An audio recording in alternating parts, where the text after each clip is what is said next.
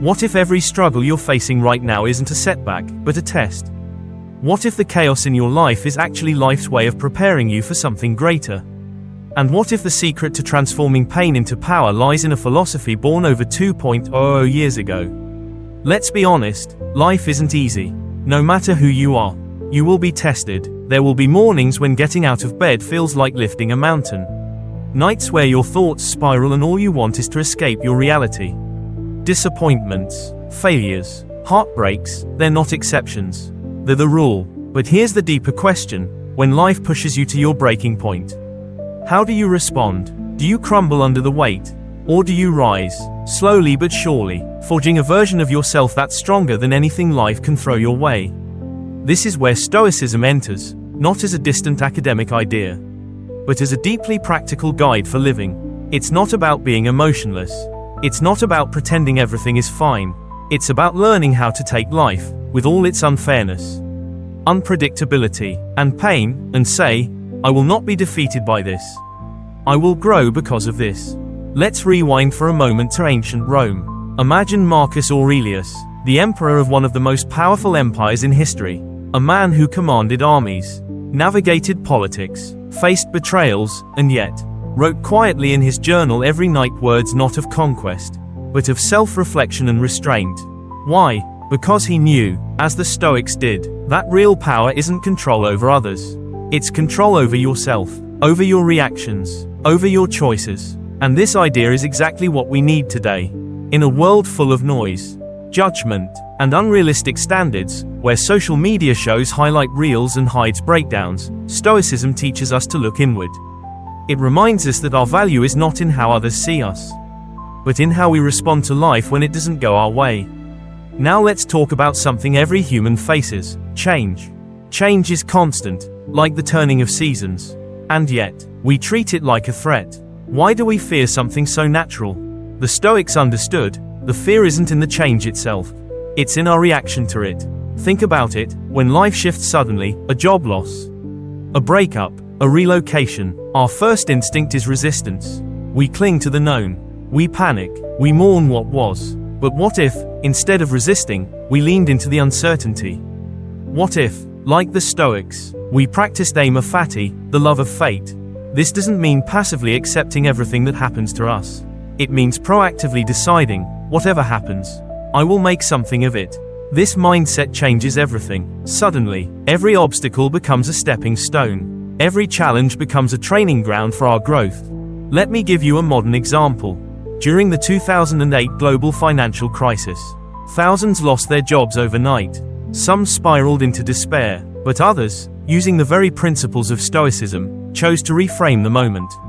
They retrained, rebuilt, reinvented themselves. Some even found more meaningful paths. The event didn't change, their reaction did. That's the Stoic difference. In fact, Epictetus, a Stoic philosopher born into slavery, wrote, "It's not what happens to you, but how you react to it that matters."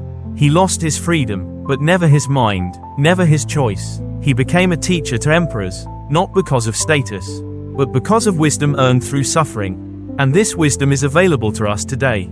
So here's the challenge: when change comes, don't just survive it, use it, learn from it, let it shape you. Ask yourself, what is this moment trying to teach me? How can I grow because of this? And as you begin to build that habit of reflecting instead of reacting, you'll notice something extraordinary. Your peace no longer depends on your circumstances. Because the truth is, we cannot control everything that happens to us, but we can always control what happens within us. This is the first step to becoming unshakable. Have you ever found yourself consumed by emotion before your mind had a chance to catch up? Picture this: you're driving home after a long day, and suddenly someone swerves in front of you, almost hitting your car. Your heart pounds, your breath shortens, and without thinking, you're honking furiously or yelling out the window. In moments like this, we don't act, we react. And too often, that reaction costs us more than the situation itself ever could. The Stoics recognized this centuries ago. Their insight: while we can't control what happens to us, we can control how we respond, and that distinction is where our true power lies. Stoicism isn't about suppressing your emotions or pretending you don't feel hurt, angry, or excited. Instead, It offers tools to manage these feelings with intention. Marcus Aurelius, the Roman emperor and Stoic philosopher, reminded himself daily, "You have power over your mind, not outside events." Realize this, and you will find strength. This idea, of choosing your response instead of letting your emotions control it, is a cornerstone of Stoic practice. It begins with awareness. The first thing the Stoics teach us is to name the emotion we're experiencing. Not, "I am furious," but, "I feel anger rising in me." This simple linguistic shift turns the emotion from something that defines you into something you observe, and therefore can influence. Once you've recognized the emotion, the next Stoic step is to question it. Why am I feeling this way? Is this response really necessary? Or is it a reflex rooted in pride or insecurity? Seneca wrote, "We suffer more often in imagination than in reality." In other words, our emotions often arise not from facts, but from the stories we tell ourselves. That perceived insult, that rejection, that failure, maybe it wasn't as personal as we think. By questioning our emotional responses, we regain perspective, and from perspective comes peace. Another vital Stoic practice is learning to pause. Between stimulus and response lies a gap, a breath, a beat, and that space is where your freedom lives. The Stoics trained themselves to use that gap wisely. Imagine this again: someone criticizes you publicly. Your ego flares up, you feel defensive, maybe even humiliated. But if you take a moment to pause, to not respond immediately, you regain control. Epictetus said it best, "It's not things that disturb us, but our judgments about them." That judgment, that mental commentary, is optional, and in that space of non-reaction, you can choose peace. Modern psychology now echoes what the Stoics knew all along. This ability to create space before reacting is known as response flexibility. And it's key to emotional resilience. But resilience also requires humility. Many emotional outbursts are rooted in ego, the need to be right, to win, to protect our image. Stoicism teaches us to let go of this ego-driven impulse. True strength is found not in domination, but in inner stillness. When someone insults you and you don't react, not because you're weak, but because you see it as insignificant, you've already won the battle within. The Stoics also used a technique called premeditatio malorum, the premeditation of adversity. In emotional terms, it means preparing your mind for situations that might trigger you. If you're walking into a tough meeting, ask yourself in advance, what emotions might arise? What would a wise response look like? This mental rehearsal, like training before a storm, helps build calm before chaos even arrives. It's not pessimism, it's preparation, and it's crucial to remember that Stoicism doesn't aim to make us numb. It aims to make us balanced. Joy and sorrow, excitement and fear, all have a place in a full human life. The Stoic goal is not to feel less, but to feel wisely, to welcome joy without becoming addicted to it, to endure sorrow without being destroyed by it. This balance is called equanimity, a calm steadiness regardless of the emotional weather. Imagine being the deep ocean, still and unmoved beneath the waves. That's Stoic emotional strength. Reflection is the anchor that grounds all of this. Seneca and Marcus Aurelius reflected daily, journaling about their thoughts, their responses, their failures, and their victories. You can do the same. Each evening, ask yourself, when did I let emotions lead me today? When did I maintain calm? What can I learn for tomorrow? This habit of introspection transforms experience into wisdom, and chaos into clarity. Finally, the Stoics often turn to nature for insight. Think of the wind bending the grass, but never uprooting it, or a river flowing around the stone rather than crashing against it. These images remind us that we, too, can move with life's pressures without being broken by them. Your emotions are real, but they don't define you. They're visitors, not residents. And once you begin to understand this, you'll realize the most powerful person in any room isn't the loudest, it's the calmest. Mastering your emotions is not about perfection. It's about choosing, again and again, to pause, to reflect, and to act with intention. That's what Stoicism offers us, not emotional suppression, but emotional sovereignty, and in a world where outrage is currency and reaction is default. That kind of self-mastery is more than rare. It's revolutionary. Have you ever said, yes, when every part of you wanted to say, no? Maybe it was agreeing to take on extra work when your schedule was already packed. Or attending a social event out of guilt, not desire. In the moment, it feels easier to comply, to avoid conflict or judgment. But later, you're left feeling depleted, resentful, maybe even invisible. Why does this happen? Because without boundaries, we give away the most precious resource we have, our time and energy. The Stoics, long before the rise of modern self-help, understood this intimately. They taught that living a virtuous, peaceful life means living in harmony with nature, and that includes our own nature, our own capacity. Stoicism reminds us that everything in nature has limits. The sea knows where the shore begins. A tree does not stretch endlessly toward the sky. It grows as far as its roots can sustain. So too must we respect our own limits. Saying no is not selfish. It's stoic. It's self-preservation. Epictetus once said, "First say to yourself what you would be, and then do what you have to do." That begins with recognizing what matters most to you, your values, your priorities, and then setting boundaries that protect them. Think about your daily life. If family is a core value, are you making time for presence and connection? Or are your evenings consumed by emails and tasks that could wait? If personal growth is important, are you guarding time to read, reflect, or rest? Or are you letting your calendar be filled by others' agendas? The Stoic approach is to live deliberately, not reactively. That means creating space for what nourishes your soul, and learning to be comfortable with disappointing others when necessary.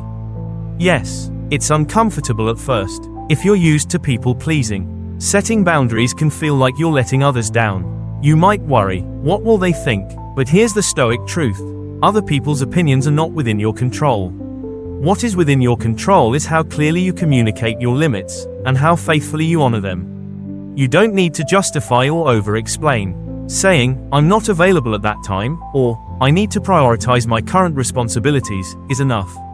Clear, respectful, firm. Marcus Aurelius wrote in his Meditations, "If it is not right, do not do it. If it is not true, do not say it." Boundaries are an extension of this clarity. When you say yes to something that violates your time, your truth, or your health, you are doing what is not right, not just for others, but for yourself. The Stoics would argue that honoring your boundaries is not a luxury. It's a duty, not just for your own well-being, but so you can show up for others in meaningful, sustainable ways. Let's consider a real-world analogy. Imagine your energy as a bank account. Every time you say yes to something unnecessary or outside your values, you're making a withdrawal. Eventually, the account runs dry. You're tired, snappy, burned out. Now imagine setting boundaries as protecting that account, making sure the energy you spend is intentional, and the returns are aligned with your deeper goals.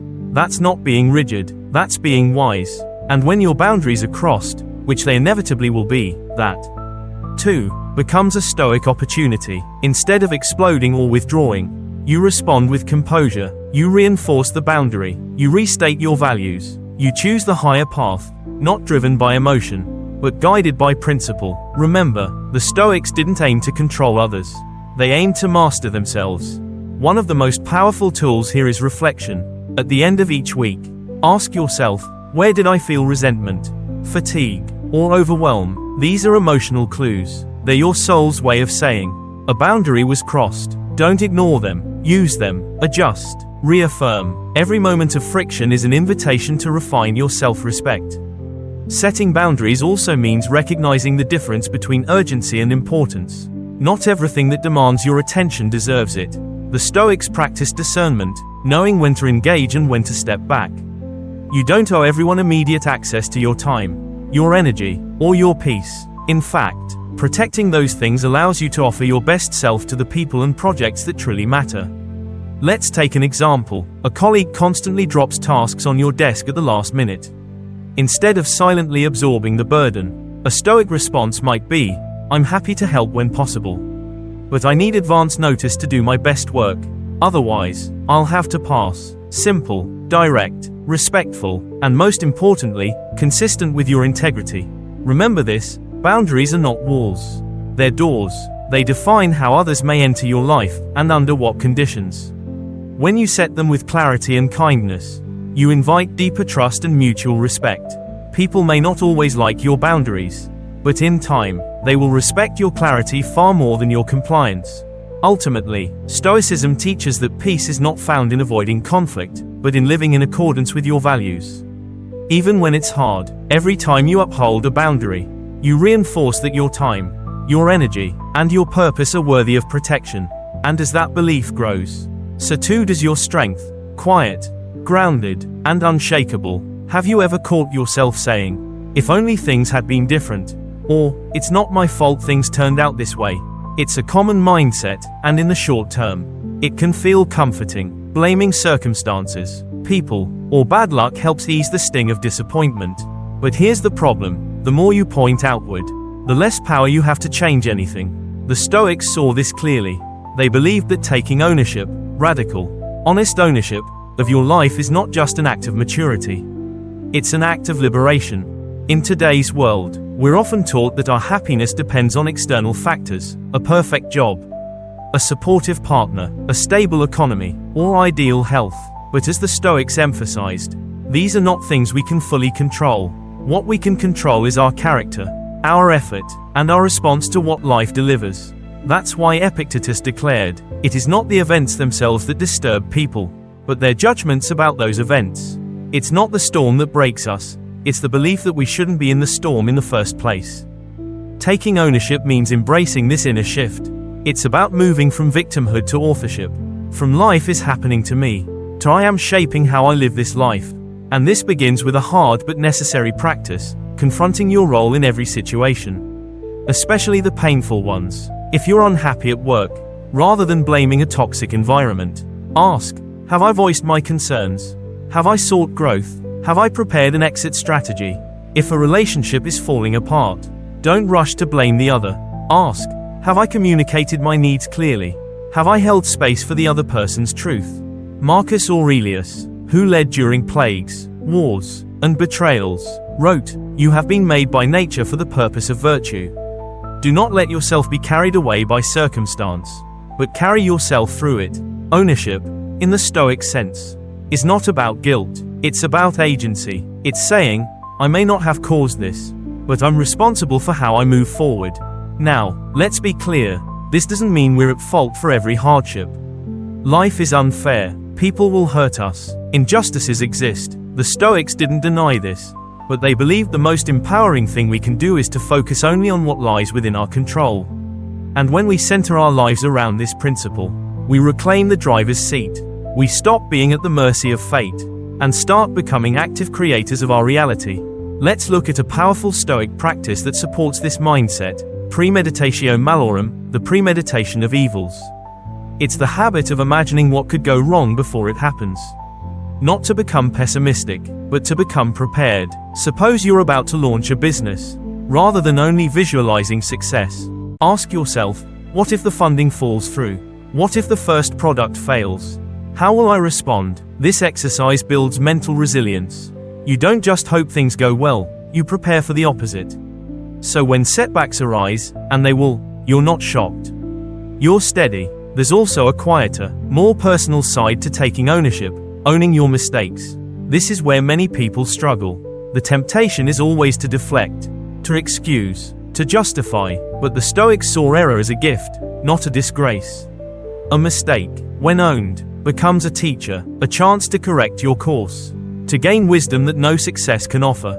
Seneca advised, "A gem cannot be polished without friction, nor a man perfected without trials." You become stronger not by avoiding failure, but by facing it fully and learning what it has to show you. And then there's expectation, one of the greatest thieves of peace. How often do we suffer because life didn't meet our internal script? Stoicism trains us to manage our expectations before they manage us. This is not about being cold or cynical. It's about accepting reality as it is, not as we wish it to be. If you expect people to always be fair, you'll be frustrated. If you expect projects to always go smoothly, you'll be discouraged. But if you train your mind to greet setbacks with composure, you become immune to emotional whiplash. In daily life, this might mean replacing the thought, "Why is this happening to me?" with, "What can I learn from this?" Or, instead of saying, "They made me feel this way," you say, "I allowed myself to feel this way. Now how can I respond better next time?" These questions don't make life easier, but they make you stronger, more grounded, more intentional. Reflection, once again, is your ally. Each night, the Stoics would review their actions, asking, "Where did I live with virtue? Where did I fall short? What will I do differently tomorrow? This daily check-in isn't about judgment. It's about growth. And over time, it creates an identity rooted not in blame, but in responsibility. Owning your life doesn't mean controlling everything. It means controlling your attitude toward everything. It means saying, I may not choose the storm, but I choose who I am in the storm. That's the essence of Stoicism. And it's the mindset that allows you to build a life not defined by luck, or ease, or approval, but by character, integrity, and quiet inner strength. So next time something goes wrong, pause. Before reacting, blaming, or spiraling, remind yourself, I have the power to choose my next step. And that step, however small, is the foundation of a life lived on purpose. We often think of strength as something hard, unyielding, the ability to push through pain, to endure without complaint, to stand tall no matter what. And in many ways, Stoicism is associated with that kind of strength. But here's a truth that's often overlooked. The Stoics weren't cold or emotionless. In fact, some of their greatest wisdom is about learning to treat ourselves with the same care, patience, and understanding that we offer others. That wisdom is called self-compassion. And it's not weakness, it's resilience, made sustainable. Let's be honest, how do you talk to yourself when you mess up? When you fall short of your goals, lose your temper, or make a poor decision? What does your inner voice sound like? For many people, it's brutal. You're a failure. How could you be so stupid? You always ruin things. This voice is not motivational, it's damaging. And while Stoicism encourages self-discipline, it never encourages self-abuse. Marcus Aurelius, in all his meditations, never once scolded himself cruelly. Instead, he reflected honestly and gently, asking, what did I do? Why did I do it? What can I do better next time? That's Stoic self-compassion in action. Contrary to popular belief, Stoicism is not about being harsh. It's about being rational. And what's more rational than recognizing your own humanity? You are not a machine. You will make mistakes. You will feel pain. You will, at times, fall short of your own standards. The Stoics acknowledged this. Seneca wrote, even the wise man makes mistakes. The key difference is how we respond to those mistakes. Do we bury ourselves in shame? Or do we use them as opportunities to understand, learn, and grow? Self-compassion starts with shifting your internal dialogue. Imagine this, your closest friend calls you in tears after making a big mistake at work. Would you respond, you're hopeless, you always screw things up? Of course not. You'd likely say something kind, supportive, and encouraging. Now ask yourself, why don't you speak to yourself that way? This isn't about avoiding responsibility. It's about approaching it with care. When you treat yourself with compassion, you create a safe space within, a space where learning can happen, where fear dissolves, and where you can build real resilience. Think of it this way, growth doesn't come from self-hatred. It comes from self-awareness partnered with patience.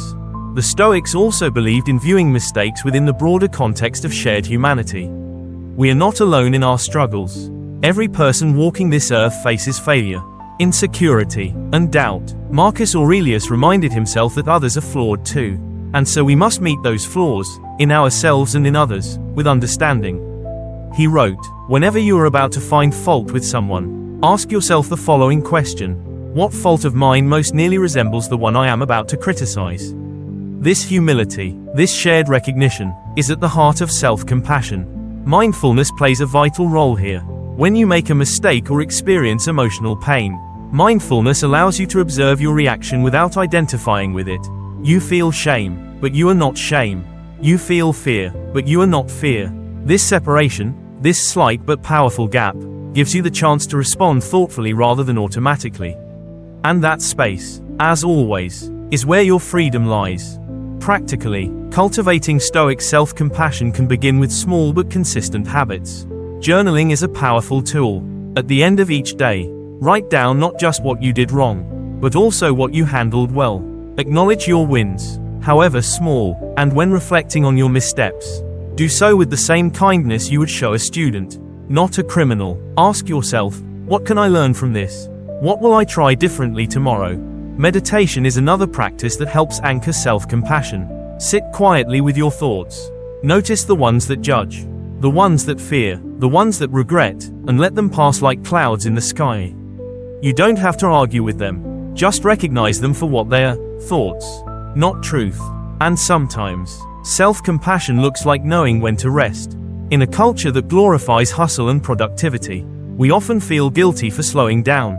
But the Stoics knew the value of stillness.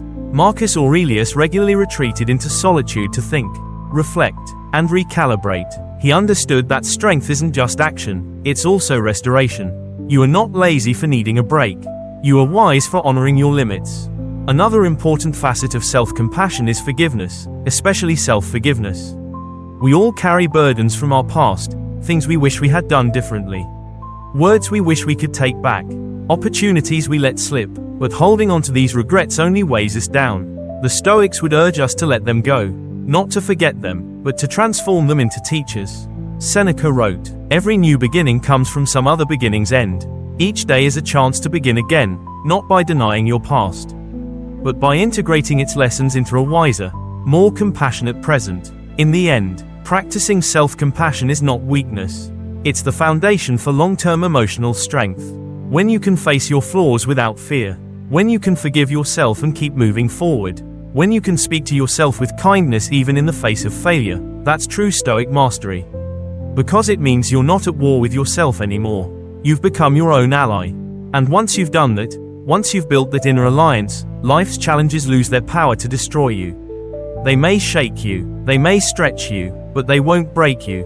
Because inside, you carry a voice that says, "You are human, you are learning, you are still worthy, keep going." There's a quiet moment we all experience, usually after a mistake, a challenge, or an unexpected insight, when we realize just how much we still don't know. It's humbling, even a little unsettling, but if you lean into it, you'll discover that this realization isn't a weakness, it's a doorway. Because the more you see the vastness of what's unknown, the more open you become to growth. And that openness, that curiosity, is exactly what the Stoics believed was essential to a meaningful life.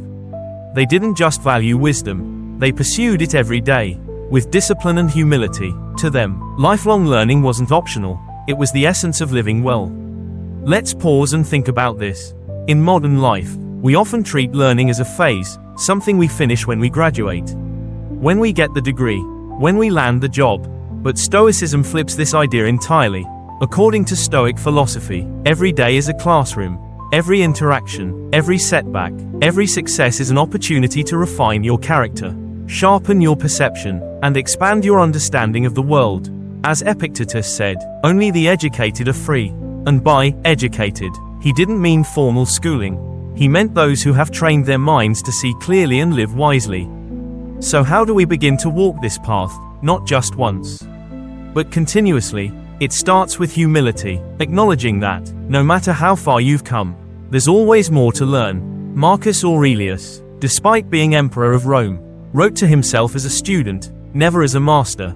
In his meditations, he often praised others for virtues he had yet to fully embody: patience, kindness, clarity. His daily writing wasn't about showing off what he knew, it was a reminder of what he still had to practice. That mindset, of always being in training, is foundational to lifelong learning. Next comes curiosity. Stoics believed that a wise person asks more questions than they answer. They listen more than they speak. They approach each day not with certainty, but with wonder. You can practice this by challenging your own assumptions. When something frustrates you, ask, "Why does this bother me?" When you succeed, ask, "What helped me grow here, and how can I share this with others?"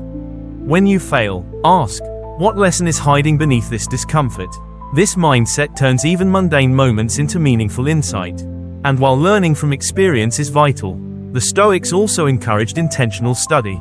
Read, reflect, revisit ancient texts not for abstract knowledge, but for practical wisdom. Seneca wrote letters to his friend Lucilius that were filled with philosophical reflections meant to be applied, not just admired. You can do the same.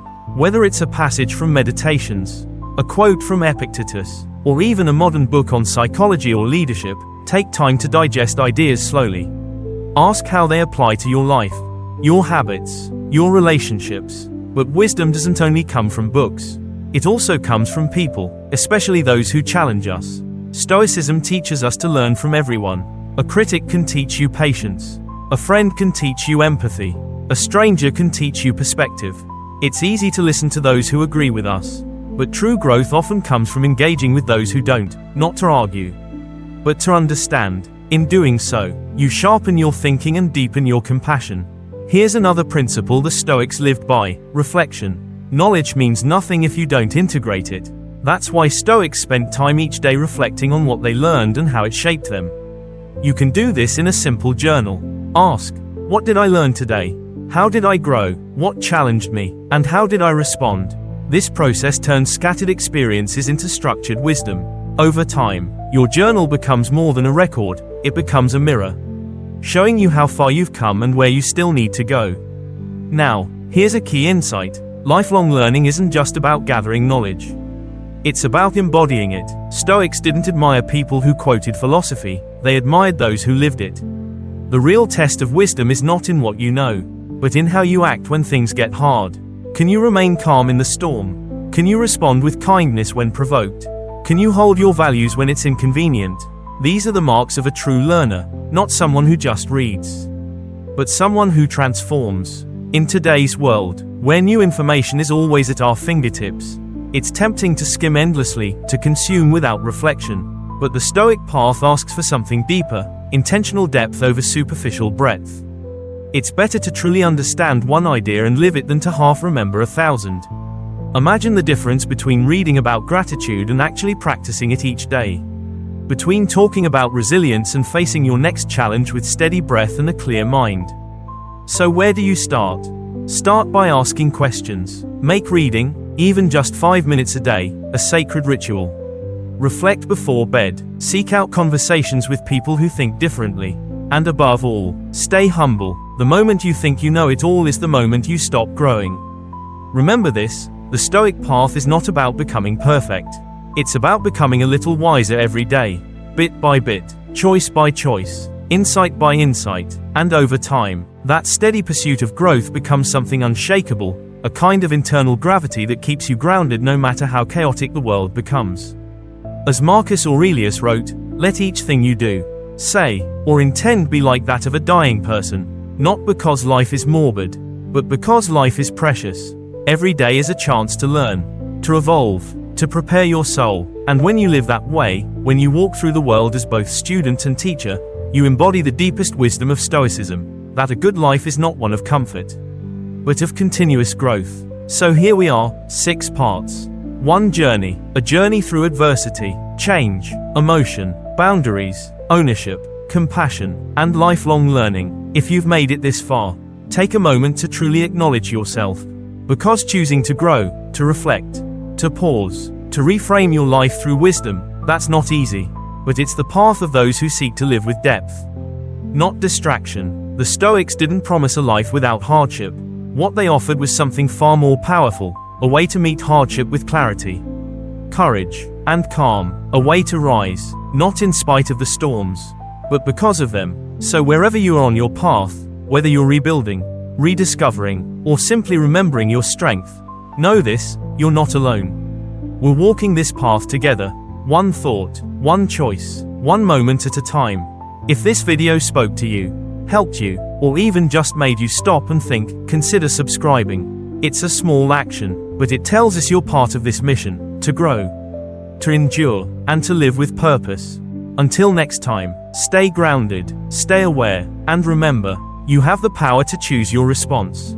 And in that choice, you shape your entire life.